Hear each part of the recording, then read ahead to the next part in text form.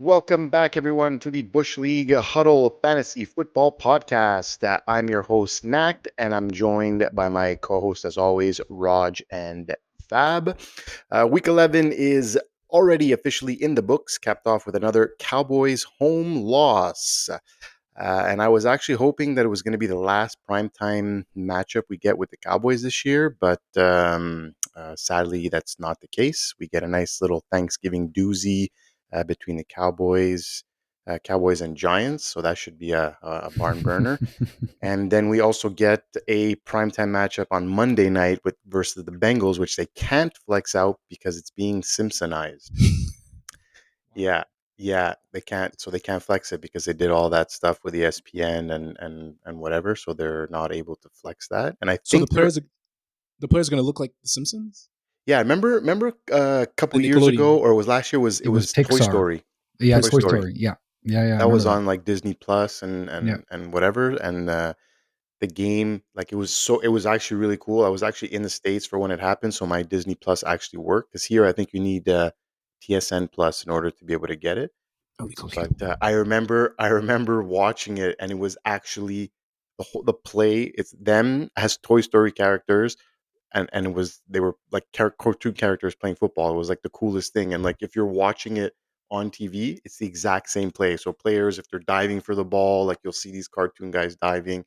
Like Trevor Lawrence had like his long hair and throwing the ball. Like it was actually cool to see. So um, that's the only part of it I'm excited for because the game itself is going to be a snooze fest. So Yeah. so so Tommy DeVito is going to be Fat Tony. No, that's not. They're not playing the Giants, but Oh, it's the Bengals. it's the Bengals. Yeah, they're playing the Bengals. So Joe Burrow is going to be Lisa Simpson. It's going to be Simpsonized Ellen DeGeneres. Yeah. That's a good one. Well, it's now time to move on to our week 12, into week 12, should I say, with our popular love hate segment, where we outline players and matchups that we love and ones we hate. And if you missed our week 12 trade target and waiver wire show, be sure to check it out. It was really really fun as always, where we outline key players or to buy or sell and some trade scenarios as trade deadline approaches for most leagues. And again, before we get into it, guys, just a quick reminder: if you really like our content and have benefited from our love hate or waiver wire trade segments, do us a small favor: rate, follow, subscribe.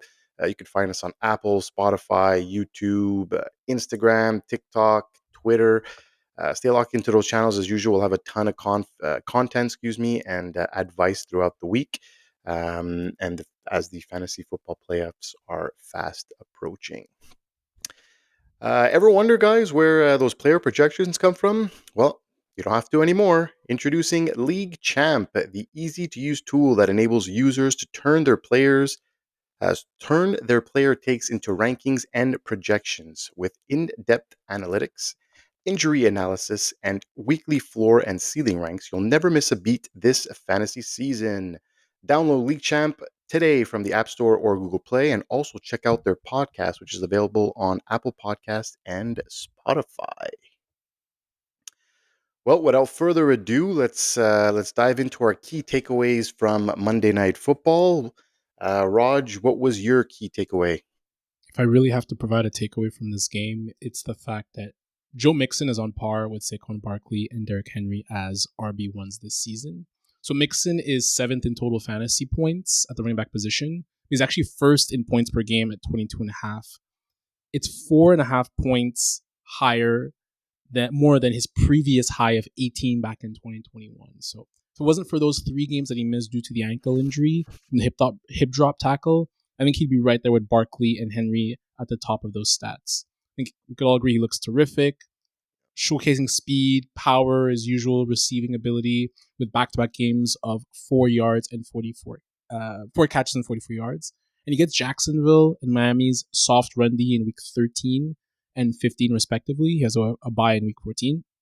He does have a difficult playoff schedule against the Chiefs and Ravens in week 16 and 17. But Mixon in virtually any of the year, at worst, is a second team All-Pro. And I think with his 3-down ability, he's to me a set it and forget it top 3 running back right now.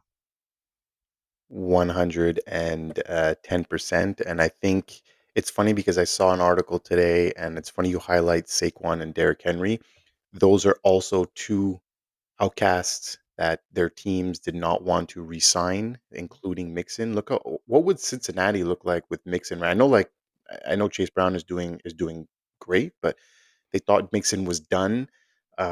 Barkley, again, discarded, didn't want to give him a contract. They were talking about money. Henry, a lot of teams didn't want to give him a contract, talking about money. And now we're talking about these three running backs specifically being at the tops of their position right now in the league. So pretty funny how that happens.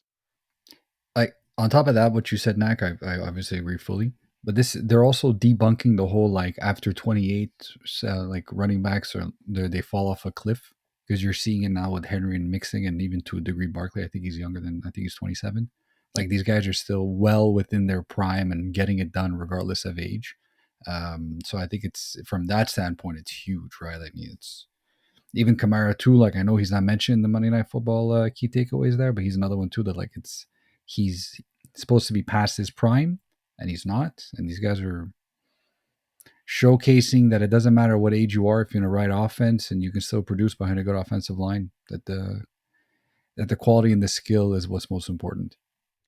Well, I think Mike Tomlin said it best this weekend: is one man's trash is another man's treasure. And I think these three backs literally highlight that to a T. No one's Like ever said that before, Mike Tomlin. I've Yeah, never heard that seriously. one. He I've said never it- heard that he one said it- before. It's 'cause he said it this that's not a weekend. He said Tomlinism, it. I please. That's not a expect Said it better. this Tomlinism. weekend. It's because He said it this I weekend expect better because from of. him. You expected better from me? From him. No, from him. From Like Tomlin. he's like the Oh, Riddler. He's like the Riddler, yeah, man. yeah. Okay, it's maybe he's, you know what? Maybe after 18 years he's running out now. He's running out of them. Yeah, that was Has I it off. get been what you're. 18? No, I Has it totally been get 18 what you're. years?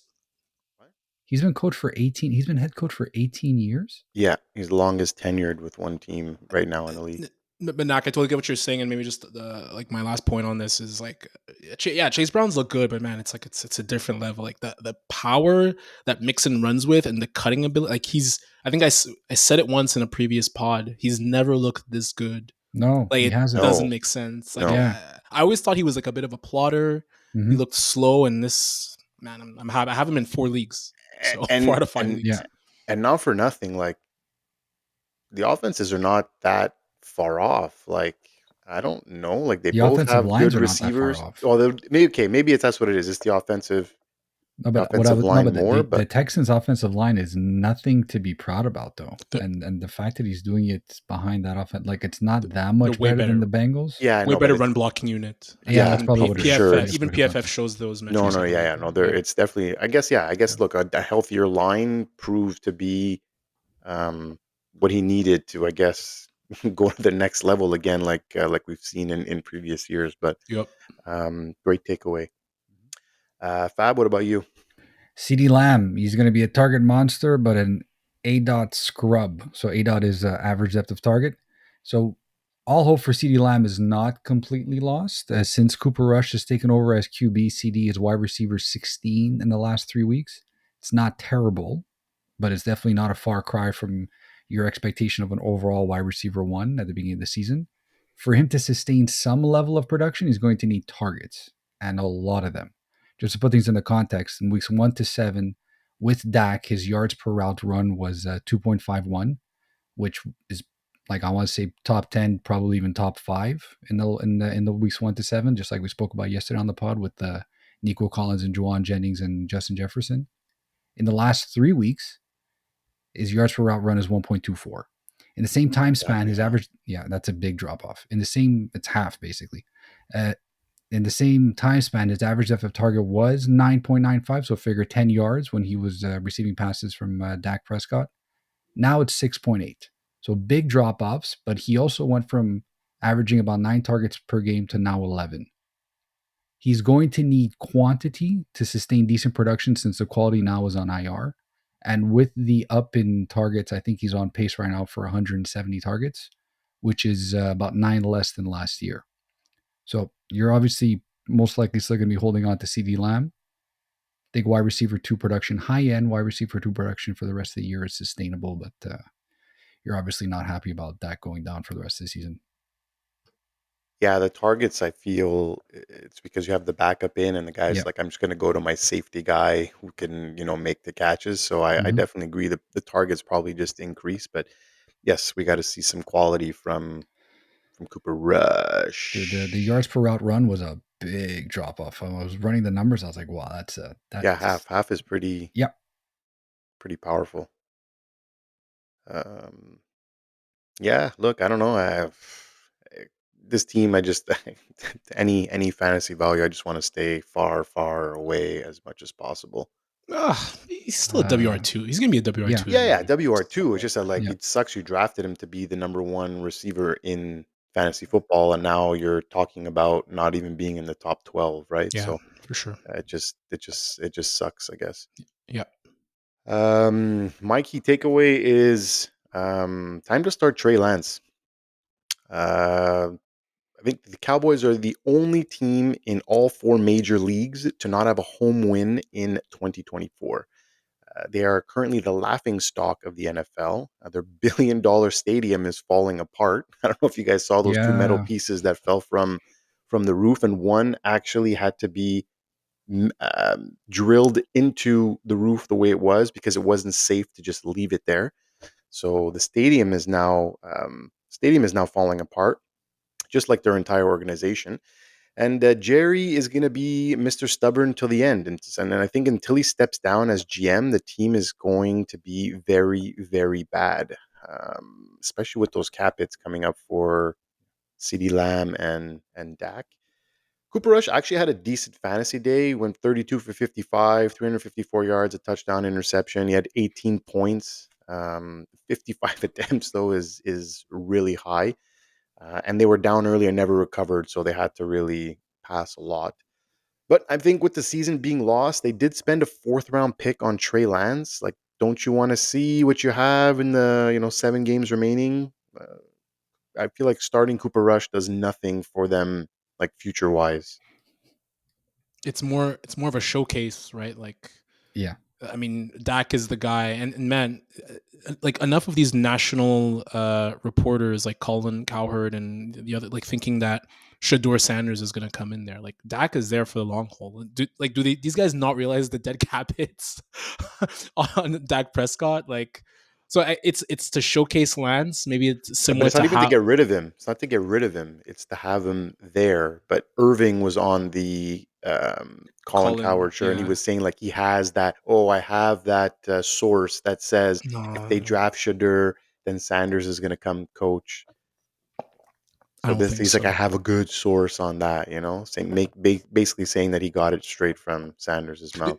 the only thing with Lance that's gonna be interesting, sorry Fab, is that like it's a bit reminiscent to what happened with Sam Darnold when he took over for Brock Purdy last year for the 49ers. I think that performance against, I believe, the Ravens got the Vikings to be interested in him. So to your point, I think it could be an interesting opportunity for him to showcase what he has, but I also have no faith in Trey Lance considering he barely played college football anyways.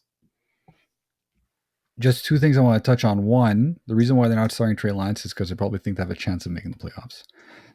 Knowing, No, that's What are incorrect. they, 4-8, 4-7? hey man, I think Jerry they're Jones I is think they're stubborn, four like and you just seven right said. now. I Just think they're saying, four wouldn't and be seven. surprised.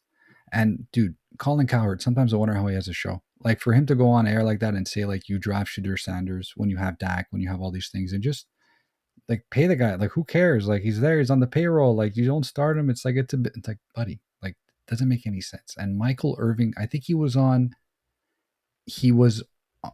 the panel during the Jake Paul and Mike Tyson fight, and and I think Jerry Jones was there too because it was in the Oh it yeah, I was in remember it was in this. Arlington Stadium, and already there he was talking his garbage about like, oh, I'm in Jerry's ear, I'm gonna get this guy, we're gonna draft this guy. It's like he never goes away, this guy, man. Honestly, like To be fair on his point, what he was trying to make is that he compared it to the Broncos, who were in salary cap hell, and they got rid of a quarterback, knowing that they were going to take the dead cap hit and pay Russell Wilson to play elsewhere, and then drafted the rookie quarterback. You have a good coach, you have the good quarterback who's looking like he's, in line to potentially win rookie of the year. So that's, I think, where his head went to.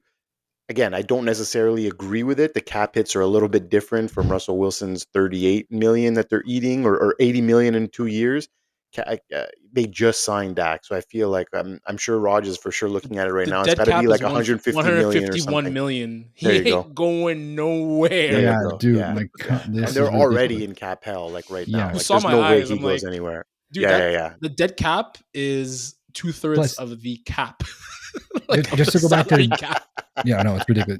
Just to go back to the Denver comparison, there, like you had, like Russell Wilson, for all intents and purposes, is a lot older than Dak, and you have to assume that he's on like the twilight of his career. I know he's having a great season so far with the Steelers. I don't want to discount that at all, but like Dak still has like years ahead of him versus what Russell had, and you had Sean Payton that came in and obviously didn't like Russell Wilson. Are we going to assume that whoever the new coach is going to come in is not going to like Dak Prescott? I doubt that. For him to be like, no, screw it. Like Dak is sitting, and I want to draft my own quarterback, and Man, it just doesn't make that's any a good sense. They're point. only 4 years apart. I know it seems a lot more, but they're only 4. Like Dak's 31, Russell's It- 35. Dak is aging very poorly. I think he's gotten beaten and bruised, and a lot of the injuries are starting to show up. Yeah, and I don't know. Yeah, I it's don't a know big what injury I don't know history. what the protocol is on the dead cap. Is if it has to be split under 2 years, even if the contract was just signed. Like I don't know how they do that, because I know that the Broncos were able to split that 80 million in 2 years, Yeah, you're however right. they kind of how they wanted it. But I don't know if a new contract you could split it into 3 years or 4 years or duration of contract. I think maybe that's what it is. So if he was signed to 4 years, maybe they could take the 150 and split it in 4 years. How many years did Russell have on his contract before he was two cut? years left. So maybe that's why it's a combination. Yeah, I think that's Yeah, probably what it was. But I'm not going to say I know 100%. because I know for the Giants too, they can split the dead cap hit for Daniel Jones over 2 years 2 years. or one if they want to, and he has 2 years left on his contract too. So it might be a function of how many years are I left on the think it could contract. be the years. So you would Yeah, take the amount of dead cap it would be when you trade him or let him go, and then you could split it amongst. So 50 million becomes, I don't know, 25 million a year, 35 million a year that they take on, or 40 million 1 year, whatever. Anyways, I don't want to spend too much time on that. It was just one of those things comparing it to the Broncos, but for me, I think they should start Trey Lance just even to see if they have a capable backup rather than Cooper Rush. agree 100% on that. Couple of injury notes. Jake Ferguson left the game with a concussion. He's in the protocol, and McCarthy even said it'd be hard pressed to see him play in week 12. So look for him to miss a game. And it came up Brock Purdy had some soreness in his throwing shoulder. So something to monitor his day to day right now. It's not supposed to be anything serious, but maybe just something to look out for. And now, guys, we move into our love hate for week 12. We'll first dive into how we did in week 11. And we were 500 across the board. Each of us went 2-2. Fab, you won with Justin Herbert, who put up a nice 26.38 points. You did lose with CJ Stroud, who put up just under 12 points because Mixon kind of stole the show with 3 rushing touchdowns. And you did win with Darnell Mooney, 4.7 points. I know he did leave with an injury. And the big L of the week is going for the Brock Bowers hate this week. He put up a whopping 31.3 points, and I think you heard about it. I angered the tight end gods by putting Brock Bowers as a hate. Never again. Guy's matchup proof, man. He's done. It's forget it. Like set it and forget it. Rest Set of it. season, tight end Mm. one. Like don't even. Yeah, doesn't matter who's healthy, who isn't. Rod, you were we flip flopped. We both got you both got your loves right, and you lost on your hates. Bo Nix 32.78. That was a great call at his best fantasy game of the season. Also, Lad McConkey 18.3 points. That was a massive game, especially down in the fourth quarter where he made some key catches. You did lose out to James Cook, who ended up putting up 19.7 points, and Austin Eckler on Thursday night that caught 8 passes and put up a nice 17.6 I'm points. I'm gonna take a break from Thursday Night Football. We just can't get running backs right on Yeah, Thursday night football. it's been a tough one to crack for us. I think the Thursday night. So we'll see what happens this week. And for me, I had Dawson Knox as my love. He did outperform his projections, but he wasn't even. I don't think he was top 15. He finished with 8 points, so I'm going to give myself an L on that one. Nick Chubb, man, he's still averaging like 5 yards per carry, but like he's touchdown dependent to put up double digit points. Unfortunately, I think it's one of these guys that just stays on your bench. He's definitely not trustable as a starter right now. He put up 5 points, so I'll take an L.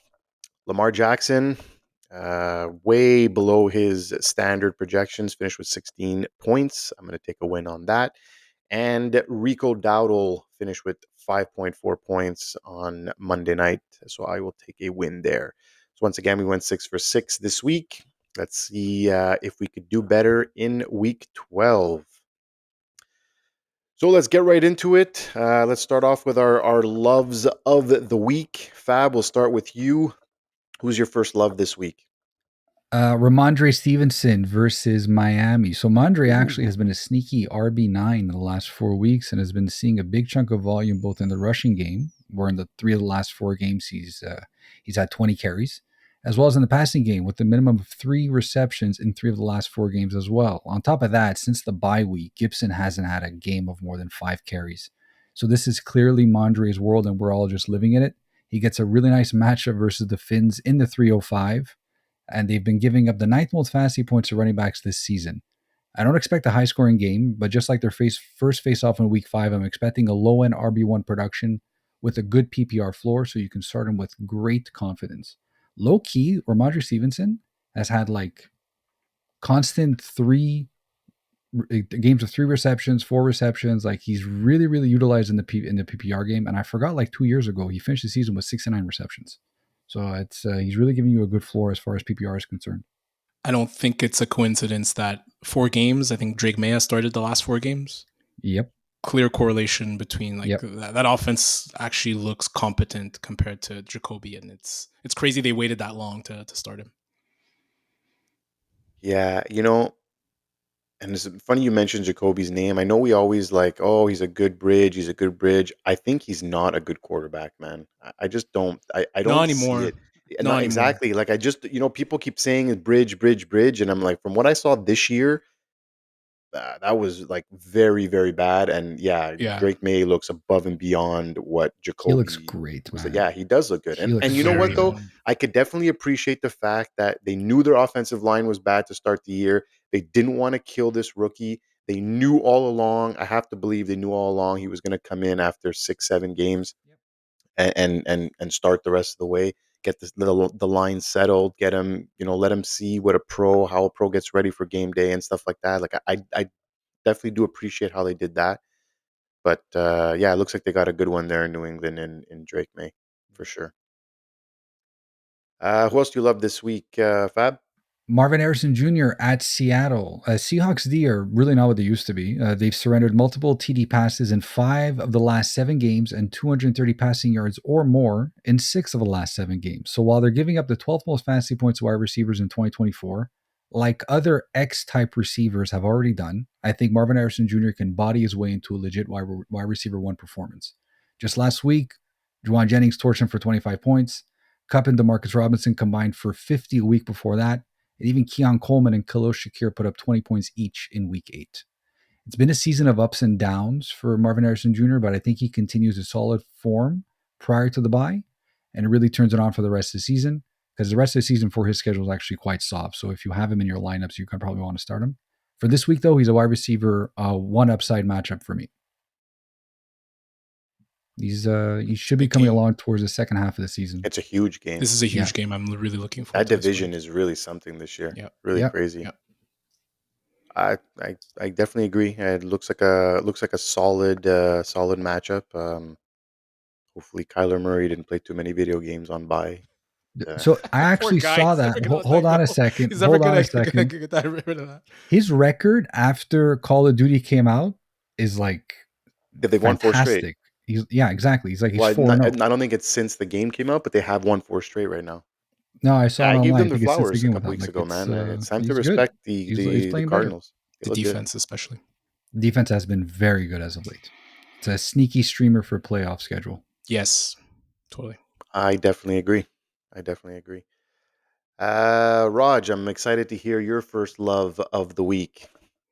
I have Tommy DeVito versus the Hey. Bucks. Wait. That's cultural appropriation. Wait. Put some respect on his name. It's Tommy Cutlets. I'm coming with the Tommy Cutlets. Our national nightmare is finally over. Daniel Jones will never don the Giants jersey again.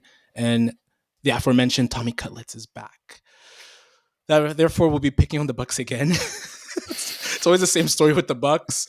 Worst pass defense, most fantasy points allowed to QBs in the last 4 games. I put 4 years in my notes. Last 4 games, 7 most fantasy points allowed to receivers. So the matchup is there. Can we trust Tommy DeVito?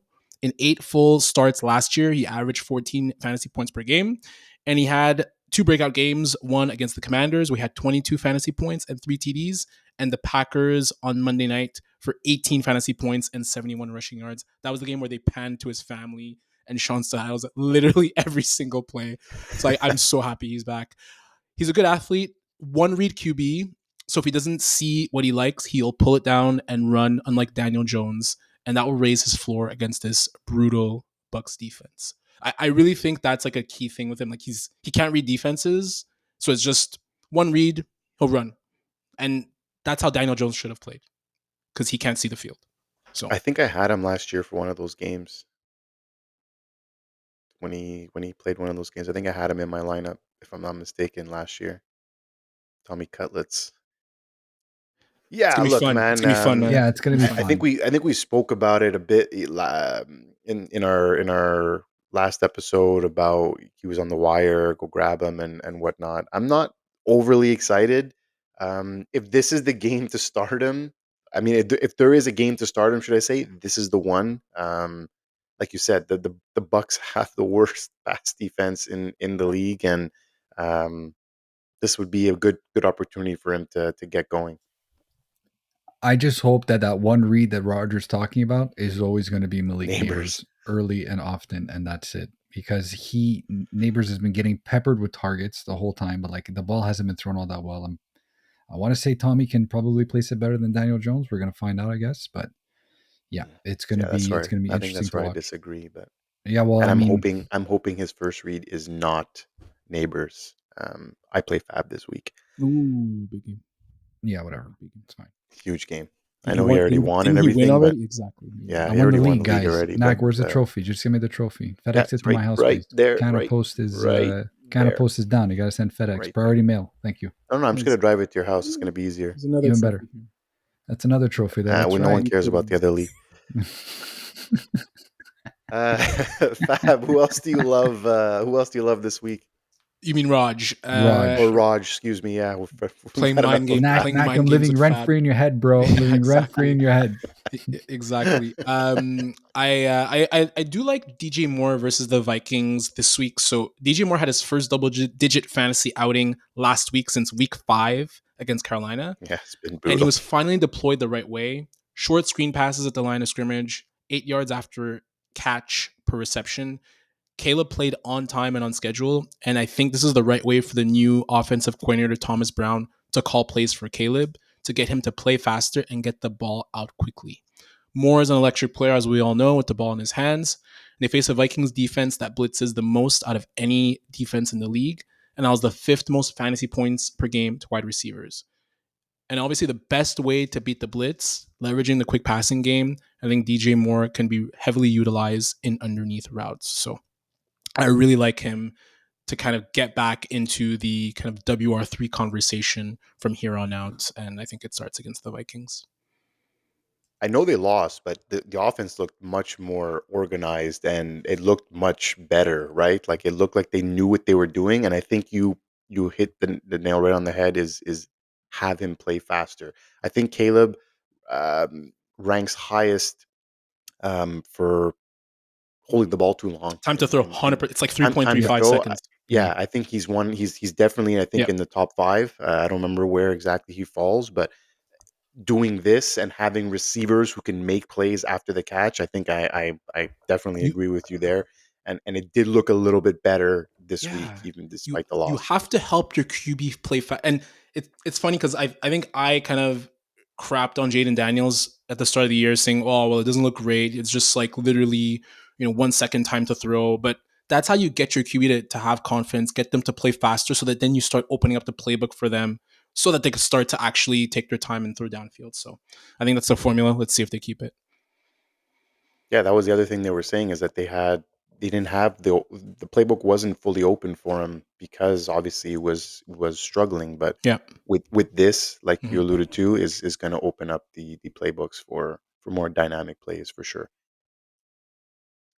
My first love of the week, guys, is Josh Downs versus the Lions. So there were doubts about Josh Downs after Anthony Richardson took back the starting role.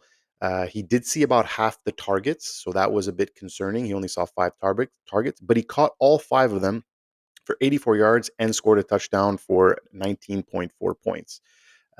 He's still on the field for 70% of the snaps, and he's a player that can produce even with less targets.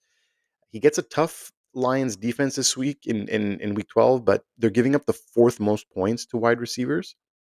Teams have had to be one dimensional against the Lions, especially in the second half as they've been blowing out their opposition. So I think that's where the number gets a bit skewed. So the game could be very similar with that. I think they'll probably give the Anthony Richardson some problems, but I think, like you said, with DJ Moore, the short passes, short crossing routes, short. He plays a lot in the slot, right? So I think that could benefit and get a lot of points in garbage time for Josh Downs.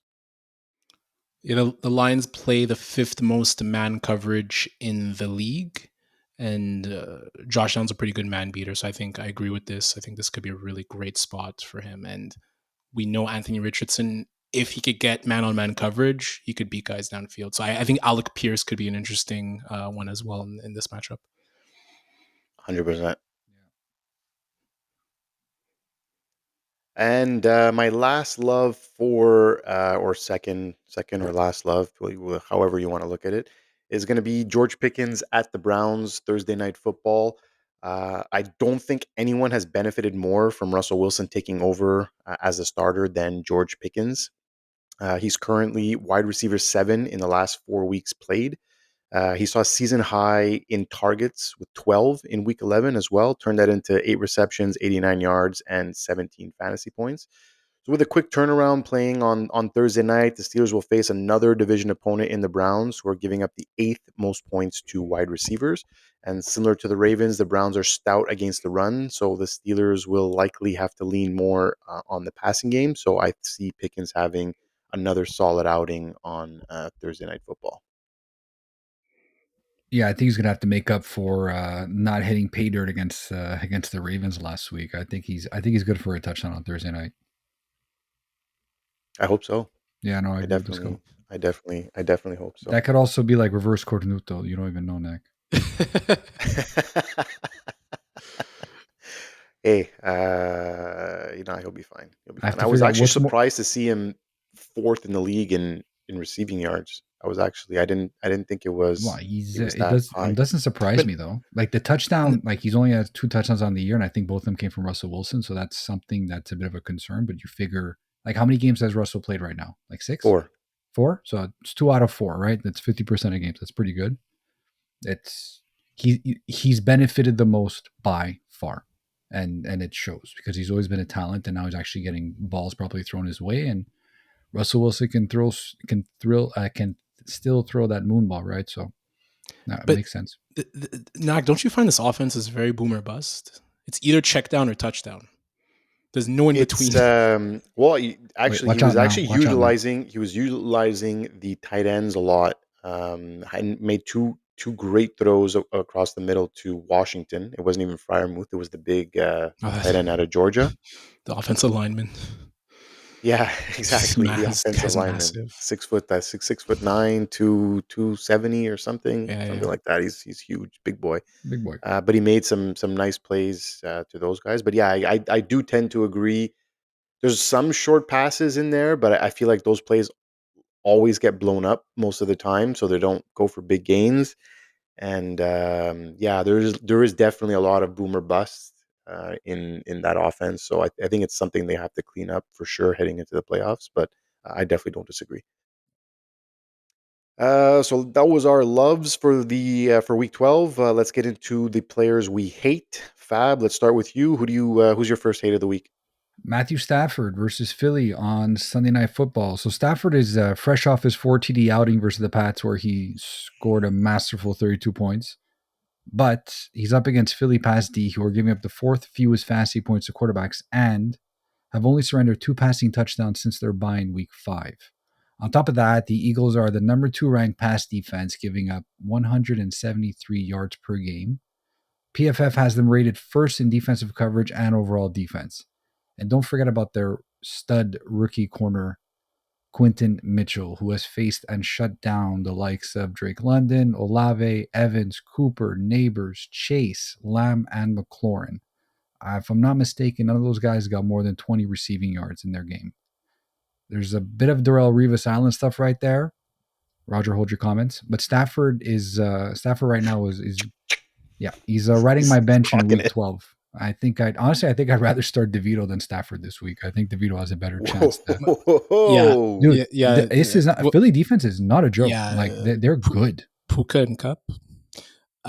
Put some respect on his name. It's Quinion, not Quinton. That's what I was gonna say. Oh, I'm sorry. I thought it was a team, not a Y. Name, brother. I apologize. I didn't want to mess up. I didn't want to mess up the clippable take. Quinton Mitchell. Quinion. You're so Quinion bad. Quinion Mitchell. Apologies. I never know if you're doing it on purpose or not. That one sounded like it. That one definitely was genuine. That was a spelling mistake, and I apologize. Yeah, Philly D are legit. They have a good defensive line to begin with, and then they drafted solid cornerbacks, and it's like, you know what? At all levels they're solid, and it's Cooper frustrating. But yeah, Cooper DeJean as well. Yeah, he looks good. He does look good. Nice but white corner. Quinion Mitchell, like he's shutting down legit wide receiver ones. Like I know it's not comparable to Darrell Revis in the sense that these guys are not all Hall of Famers, like he did in that Roger. Remind me of that season that Revis shut down everybody there. 2003, 2001. Yeah. Whereas like Randy Moss and Chad Johnson and all those guys. Yeah. Still though, this is super impressive for a rookie. Very comparable 100%. Hall of Famers to Drake London and Hospital Ball. Chris will you stop it? McLaurin. Will you stop it? Yeah. Neighbors. Oh wow, he's your boy, man. It's been a good year for Riley Moss too. Has been pretty interesting year for white cornerbacks. You mentioned it, Nacc, not me, but two players who have played really well. Both Iowa boys too. Both guys who went to Iowa. So there's something that's cooking there up there. It seems like they would have gone to Iowa. Let's move on. Who's your second hate for the week, Fab? Chuba Hubbard. I got his name right. Chuba Hubbard versus Kansas City. Yes, James Cook last week did have a 2-touchdown game versus Kansas City. Yes, he gave Roger an L in the hate column for week 11.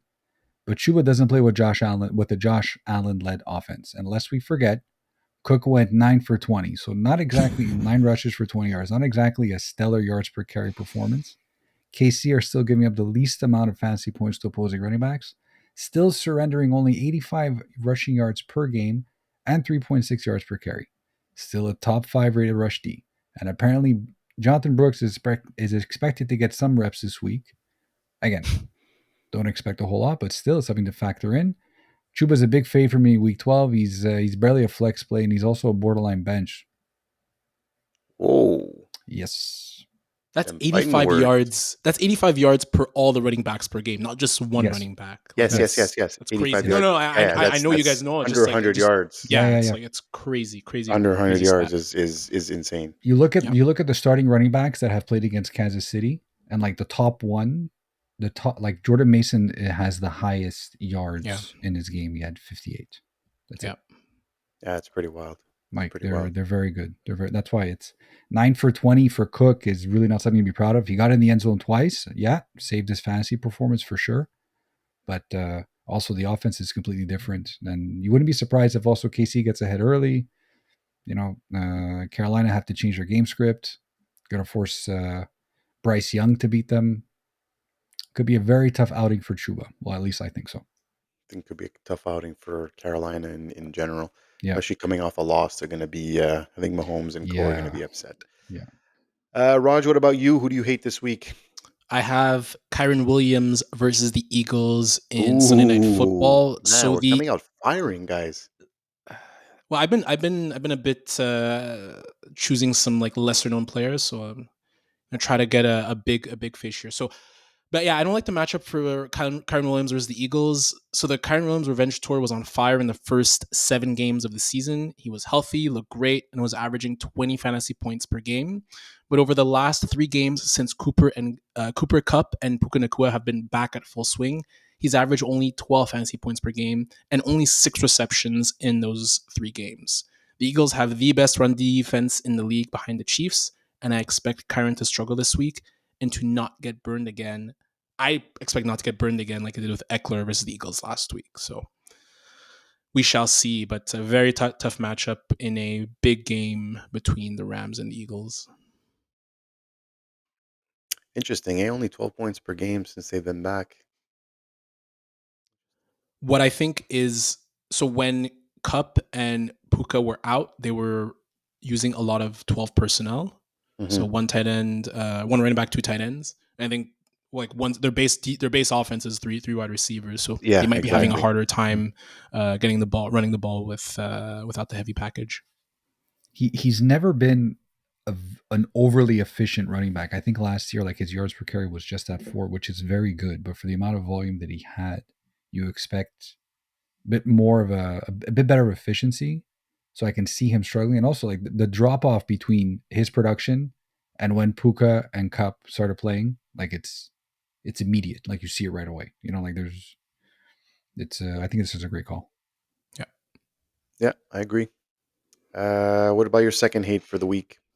Second hate for the week is Jaylen Waddle versus the Patriots. I think we all agree it's been a difficult season for Dolphins wide receivers, dealing with the Tua injury. And even when Tua has been back, Jonnu Smith and Devon Achane have been revelations as pass catchers. And while Tyreek Hill has benefited from Tua's return, Waddle meanwhile has only had 1 game above double-digit fantasy points in the season, and is averaging 7.6 fantasy points per game in his past 4 games since Tua's return. Plus, he faces a Patriots team that plays the second most man coverage in the league at 40%, and Waddle only has 0.32 fantasy points per route run versus man defense. So that's 62 routes he's run, 9 catches, 102 yards. That's pretty bad efficiency. It's basically taking him like 3 games to get to that mark just against man coverage. So Waddle is no Nacua, he's no Kupp, so it's a big time hate for me as a guy relegated to the 4th option on the team. Do you think they have a little buyer's remorse and like they went trigger happy and giving him that huge deal? You think it's coming back to bite them a little bit? But now both wide receivers making the money they are. So I think McDaniel deserves actually a bit of credit with the way he's changed the offense, because last year it was throw it deep, utilize the wide receivers. Then this year, Tua's hurt, not sure what to do. And I think teams figured them out a little bit with like 2 safeties. And I think he's finally adjusted by designing an offense that's more geared towards the running backs and the tight ends. So I think they're looking, maybe at some point they're going to have to readjust that and get Waddle more involved. But where you even seeing with Tyreek Hill, the stats aren't amazing for Tyreek Hill either. They're really focusing on running the football and getting it to the backs and tight ends. So I think McDaniel has finally made adjustments, which is something we're looking forward to him to do. Do you guys know where Waddle ranks on the season amongst wide receivers? 60. I think He, like 58. Yeah. 58. Sure. Like, if he must be one of, if not the biggest fantasy bust of 2024, especially considering he was drafted like probably in the second round in some cases for some leagues. Like, I don't know about second. Some leagues, like one QB leagues, he was probably going like towards the end of the second, beginning. I think he went. Was it in the 4th or 5th round in our league? I drafted him in our league. I hate I've never owned him, and he's just something about I don't like owning him. It'll be the last one. I've traded him in both years though. That's what's funny. I've actually traded him. I drafted him 2 years in a row, and I've traded him 2 years in a row. I'm so much happier with Josh Downs. Thank you, Robbie. Thanks, Raj. I definitely agree with that. He does look like probably the 4th or 5th option right now in that offense. So definitely a fade for me as well. So for my first hate of the week, I'm looking to go 3 for 3 on my bold hates. I'm taking Derrick Henry at the Chargers Monday Night Football. This might be the toughest yet, but hear me out. His fantasy output has declined in the last 3 weeks. He went from 26 points to 14 points to 10.5 points against the Steelers last week. The last 2 games were saved by scoring a TD, and he only played 49% of the snaps in Week 11 versus Pittsburgh. He now has to travel to LA to face a Chargers team giving up the 3rd fewest points to running backs. The Ravens will likely again have to be more pass heavy to keep up with the surging Chargers offense, and the Ravens suspect D. So Baltimore doesn't do well when Lamar Jackson has more pass attempts than Henry has rushing attempts. And last week, Lamar had 33 and Henry only had 13. So I will also bet that he does not find the end zone for the first time all season. So since their Week 5 bye, the Chargers have only allowed 4 running backs to hit double-digit fantasy points. What do they all have in common? PPR points. Henry, I think he's averaging like 1 catch a game this year. So this is a very ballsy call, but it makes a lot of sense. And Robbie, if you're listening, we don't apologize. I think this is a solid hate for Derrick Henry this week. If I could just play devil's advocate, he can't score in all the games, right? Like, if I could just play devil's advocate, please. It's Harbaugh versus Harbaugh. It's the Harbaugh. It's great, man. What a Monday Night Football game that we're gonna watch, man. Great on them, but great on them for putting on Monday Night Football. But don't you just feel it's like league winner versus league winner, running back versus running back, J.K. Dobbins versus Derrick Henry? I was wondering who the other league winner is for a second. Both their run Ds are solid, man. Like, I know. I don't see each of them having a good game. This just feels like let's. Can we put Jim, J.K. Dobbins? Hey, John, let's just run the football all day long. Let's see who could win it up front. Imagine. Just bang, bang, bang. Like honestly, Rock'em Sock'em style, like back and honestly, forth. Legit, man. Like I could see it, but it's a great call, Nacc. Either way, like it could like, hey, 2 for 2, man. Go 3 for 3. Let's see if I go 3 for 3 on the bold ones. And my last hate for the week quickly is going to be Jayden Reed versus the 49ers. The Green Bay offense is really hard to predict this year. I suspect it's very frustrating being an owner of these wide receivers. Last week, Jaden saw 57% of the snaps and started hot with a TD on the opening drive, but he was quiet for the rest of the game, seeing only 2 total targets all game long. Josh Jacobs actually led the team with 5, which is a little bit troublesome. But with Christian Watson back healthy, he saw 67% of the snap and outperformed him by a mile. I think he went for 150 yards on 5 or 6 catches. So I think the struggles continue for Reed as he gets the 49ers giving up the 11th fewest points to wide receivers. And Jordan Love, correct me if I'm wrong, but he looks off and only attempted 17 passes in Week 11. Is it Jay just does me? look off. Yeah, He does look off. I agree. he's playing dumb. Yeah, I don't know. He's playing dumb. Something's weird. Something's definitely weird. So that'll do it, guys, for our love hates for the week. Before we go, though, we have a couple questions that we got on TikTok that we'd like to answer quickly. So Jay from TikTok wants to know if he should start Ertz, Kraft, or Disley this week. I'll give Fab first crack at this one. Out of those three, I would go Disley. Ertz is nice. Don't get me wrong. Like he's a little bit too inconsistent though. And Tucker Kraft, like I'll take a page out of your book, Nacc, with the whole Green Bay offense thing. You don't know what to expect. And last week, Tucker Kraft had 0 targets. Like I don't get it. I don't understand. It's frustrating. It's a weird offense, man. It's weird. Yeah, It's weird. it's feast or famine in that offense. You don't know who's going to feast any other week. Even though Kraft he's very TD dependent. He had a string of 4 games where he scored a touchdown every single game. But apart from that, like he's not getting a lot of targets. So Disley, at least for the most part, he's been getting targets. He finally hit pay dirt last week. I think going forward, he's a much larger part of the offense. I've been hearing a lot of guys on podcasts talk about how like Disley could be a sleeper tight end for the end of the season. Seems to be that way right now. So I would definitely start Disley over those 2 guys. I wouldn't even think twice. Yeah, Agreed. I think I'm going to agree. Ertz is too volatile for me, as you mentioned. With Kraft, it's in that Green Bay offense. It's really hard to trust, and Disley, looking good in that Chargers offense right now. Jay also wants to know if he should play Quinton Johnson or Jerry Judy in his flex. What say you, Raj? Quentin Johnson pretty easily. Ravens defense is a disaster, and I don't trust Jerry Judy against the Steelers this week on Thursday Night Football. To me, this is really easy. I would go with Quentin Johnson. I'm assuming this must be a deep league if he has to factor in starting Quentin Johnson. Well, there's 6 buys. Yeah, There's 6 fair. buys. Yeah, and this is There's his 6 buys. flex. So Yeah.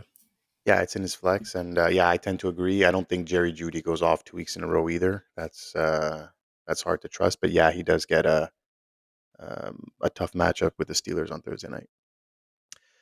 Tyler Shada, hope I'm saying that correctly, as well on TikTok has to start 2 between Tillman, Quinton Johnson. I'm assuming this is Amari Cooper and DJ Moore. What 2 would you start, Fab? well, again, Tillman versus the Steelers. I really don't want to start any Browns wide receivers this week unless I have to. Quinton Johnson, yeah, a big proponent of that matchup, and also DJ Moore since he made our love list. I'm slightly biased, but also I believe Amari Cooper's on bye this week. He's on bye. Yeah, that's what that answers. Yeah, I think this one was a pretty easy one. Quinton Johnson and DJ Moore for sure. And last question I comes. wonder who he's talking about. Him. Is there another Amari? I don't think so. Amari. I'm trying to feel like what the last name Amari.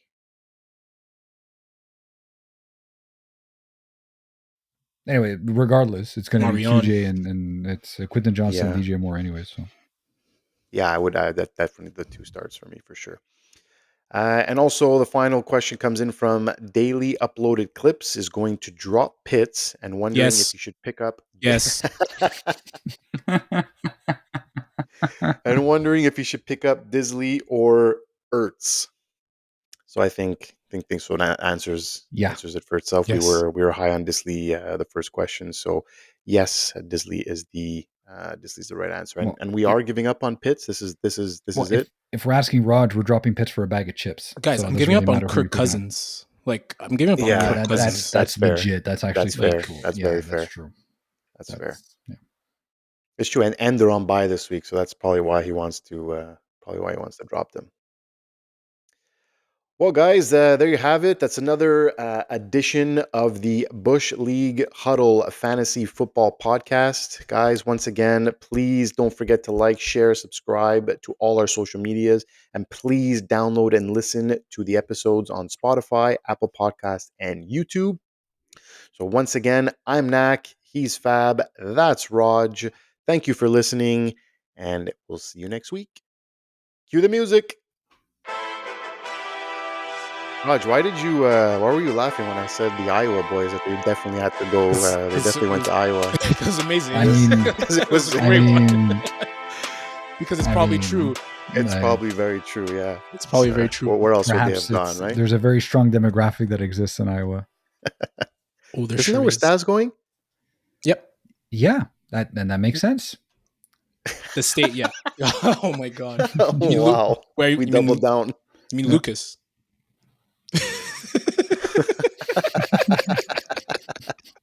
See you next week, guys. Lucas Bye, would everyone. make more sense to go to Iowa. Bye, guys. Peace out. Goodbye.